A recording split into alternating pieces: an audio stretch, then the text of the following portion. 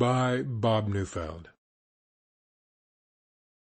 There was once a fisherman who lived with his wife in a pigsty close by the seaside. The fisherman used to go out all day long a-fishing, and one day, as he sat on the shore with his rod, looking at the sparkling waves and watching his line, all of a sudden his float was dragged away deep into the water, and in drawing it up he pulled out a great fish. But the fish said, "Pray let me live. I am not a real fish. I am an enchanted prince. Put me in the water again, and let me go." "Oh," said the man, "you need not make so many words about the matter. I will have nothing to do with a fish that can talk. So swim away, sir, as soon as you please." Then he put him back into the water, and the fish darted straight down to the bottom, and left a long streak of blood behind him on the wave. When the fisherman went home to his wife in the pigsty, he told her how he had caught a great fish, and how it had told him that it was an enchanted prince, and how, on hearing it speak, he had let it go again. "Did you not ask it for anything?" said the wife. "We live very wretchedly here in this nasty, dirty pigsty. Do go back and tell the fish we want a snug little cottage." The fisherman did not much like the business. However, he went to the seashore, and when he came back there the water looked all yellow and green, and he stood at the water's edge and said, "O man of the sea, hearken to me. My wife Isabel will have her own will, and hath sent me to beg a boon of thee." Then the fish came swimming to him, and said, "Well, what is her will? What does your wife want?" "Ah," said the fisherman, "she says that when I had caught you I ought to have asked you for something before I let you go. She does not like living any longer in the pigsty, and wants a snug little cottage." "Go home, then," said the fish. "She is in the cottage already." So the man went home, and saw his wife standing at the door of a nice trim little cottage. "Come in, said she. "Is not this much better than the filthy pigsty we had?" And there was a parlour, and a bedchamber, and a kitchen, and behind the cottage there was a little garden, planted with all sorts of flowers and fruits, and there was a courtyard behind, full of ducks and chickens. "Ah," said the fisherman, "how happily we shall live now." "We will try to do so, at least," said his wife. Everything went right for a week or two, and then Dame Ilsebel said, "Husband, there is not near room enough for us in this cottage. The courtyard and the garden are a great deal too small. I should like to have a large stone castle to live in. Go to the fish again, and tell him to give us a castle." "Wife," said the fisherman, "I don't like to go to him again, for perhaps he will be angry. We ought to be easy with this pretty cottage to live in." "Nonsense," said the wife. "He will do it very willingly, I know. Go along and try." The fisherman went, but his heart was very heavy, and when he came to the sea it looked blue and gloomy, though it was very calm, and he went close to the edge of the waves and said, "O man of the sea, hearken to me. My wife Ilsebel will have her own will, and hath sent me to beg a boon of thee." "Well, what does she want now?" said the fish. "Ah," said the man dolefully, "my wife wants to live in a stone castle." "Go home, then," said the fish. "She is standing at the gate of it already." So away went the fisherman, and found his wife standing before the gate of a great castle. "See," said she, "is not this grand?" With that they went into the castle together, and found a great many servants there, and the rooms all richly furnished, and full of golden chairs and tables. And behind the castle was a garden, and around it was a park 1/2 a mile long, full of sheep and goats and hares and deer. And in the courtyard were stables and cowhouses. "Well," said the man, "now we will live cheerful and happy in this beautiful castle for the rest of our lives." "Perhaps we may," said his wife, "but let us sleep upon it before we make up our minds to that." So they went to bed. The next morning, when Dame Ilsebel awoke, it was broad daylight, and she jogged the fisherman with her elbow, and said, "Get up, husband, and bestir yourself, for we must be king of all the land." "Wife, wife," said the man, "why should we wish to be the king? I will not be the king." "Then I will," said she. "But, wife," said the fisherman, "how can you be king? The fish cannot make you a king." "Husband," said she, "say no more about it, but go and try. I will be king." So the man went away quite sorrowful to think that his wife should want to be king.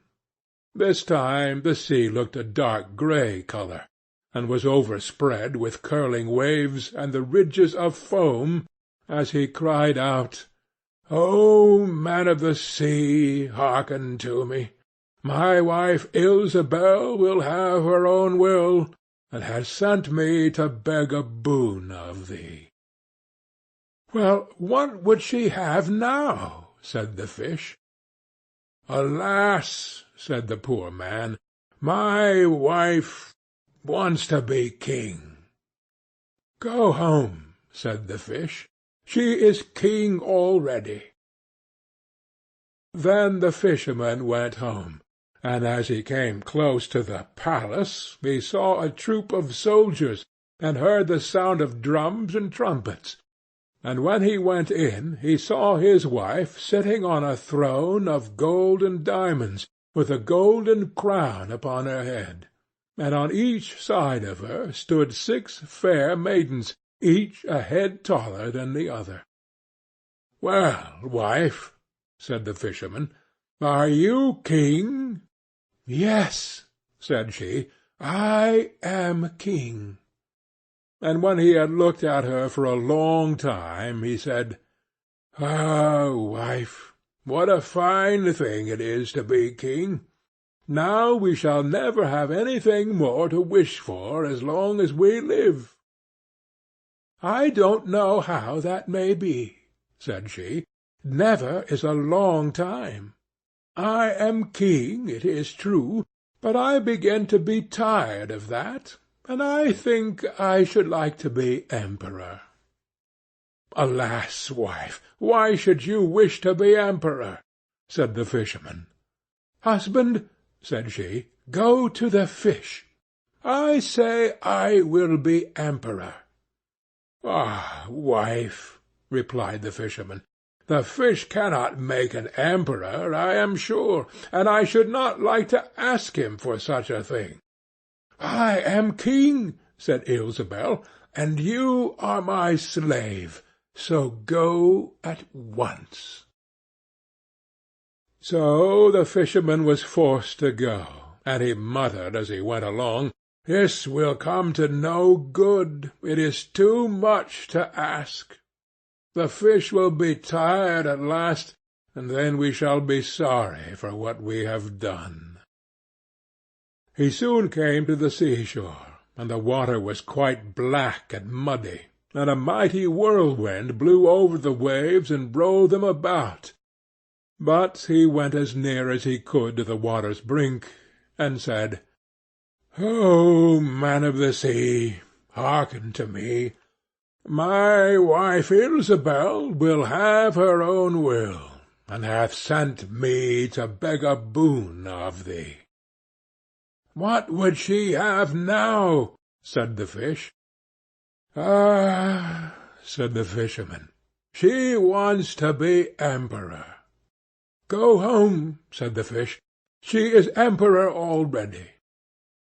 So he went home again, and as he came near he saw his wife Ilsebel sitting on a very lofty throne made of solid gold, with a great crown on her head full 2 yards high, and on each side of her stood her guards and attendants in a row, each one smaller than the other, from the tallest giant down to a little dwarf no bigger than my finger.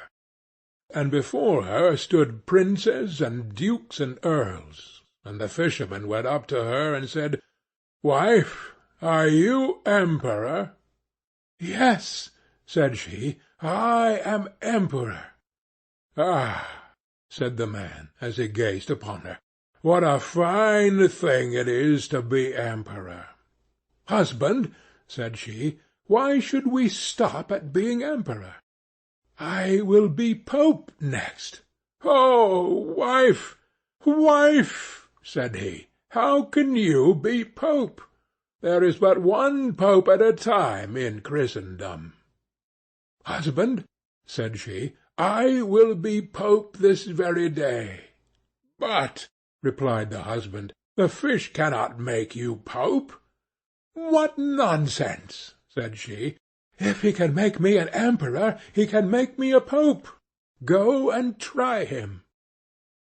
So the fisherman went, but when he came to the shore the wind was raging, and the sea was tossed up and down in boiling waves, and the ships were in trouble, and rolled fearfully upon the tops of the billows.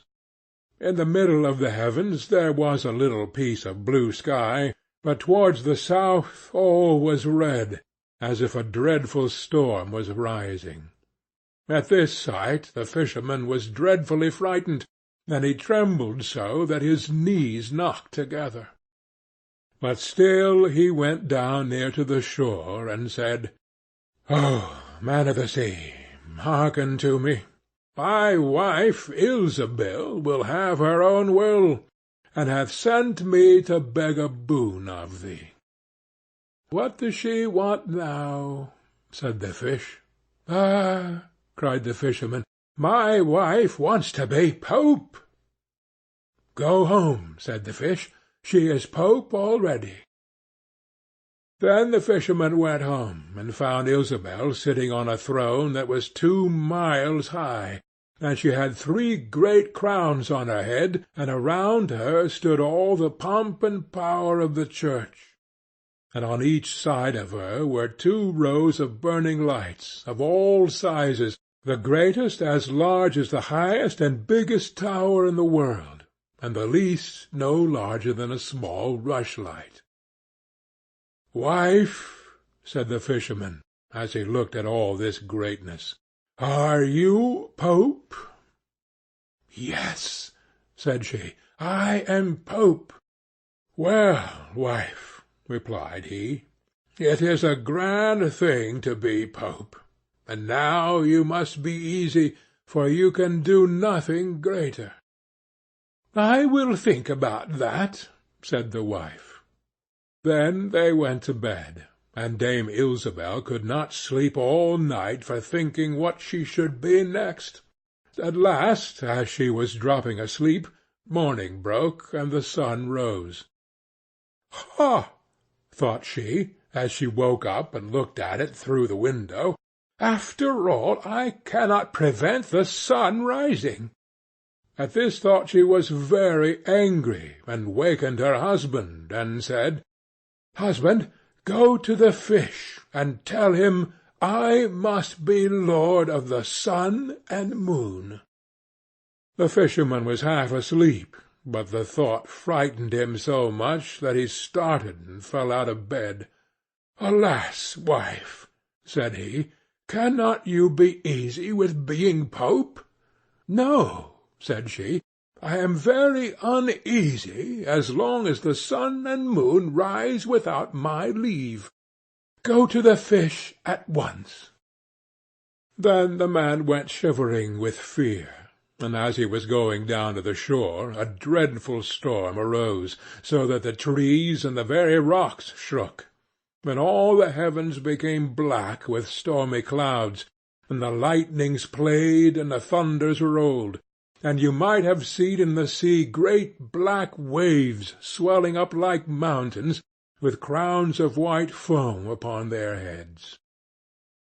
And the fisherman crept towards the sea, and cried out, as well as he could, "O man of the sea, hearken to me. My wife Ilsebel will have her own will, and hath sent me to beg a boon of thee." "What does she want now?" said the fish. "Ah," said he, "she wants to be lord of the sun and moon." "Go home," said the fish, "to your pigsty again."